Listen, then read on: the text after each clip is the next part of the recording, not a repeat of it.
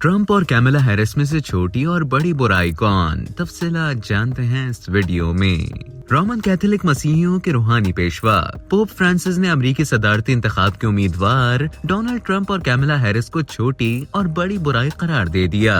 امریکی میڈیا کے مطابق رومن کیتھولک مسیحیوں کے روحانی پیشوا پوپ فرانسس نے ایک بیان میں کہا کہ امریکی ووٹر صدارتی انتخاب میں دو برائیوں میں سے چھوٹی برائی کا انتخاب کریں۔ انہوں نے کہا کہ امریکی صدارتی انتخاب میں ووٹرز کو اپنے ضمیر کے مطابق فیصلہ کرنا ہوگا۔ پوپ فرانسس کا مزید کہنا تھا کہ میں نہیں جانتا کہ ان دونوں یعنی کہ ڈونلڈ ٹرمپ اور کیملا ہیرس میں سے کون چھوٹی برائی ہے، یہ فیصلہ امریکی عوام کو خود کرنا ہوگا۔ انہوں نے نام لیے بغیر نشاندہی کی کہ ان میں سے ایک یعنی کہ ڈونلڈ ٹرمپ کی پناہ گزینوں کے خلاف پالیسیاں اور دوسرے یعنی کہ کیملا ہیرس کی ابارشن لا کی حمایت، یہ دونوں انسانی زندگی کے خلاف ہیں۔ تاہم پوپ فرانسس نے امریکی عوام کے ووٹ دینے کی حوصلہ افزائی کی۔ انہوں نے کہا کہ ووٹ نہ دینا ایک ناپسندیدہ عمل ہے، یہ اچھی بات نہیں ہے، آپ کو ووٹ ضرور دینا چاہیے۔ واضح رہے کہ پوپ فرانسس ماضی میں بھی سیاسی معاملات اور عالمی منظرنامے پر اظہار خیال کرتے رہے ہیں۔ وہ اسقاط حمل یعنی کہ ابارشن اور اس کے حامیوں کے خلاف اکثر بیانات دیتے رہتے ہیں، جو کہ کیتھولک تعلیمات کے مطابق سختی سے ممنوع ہے۔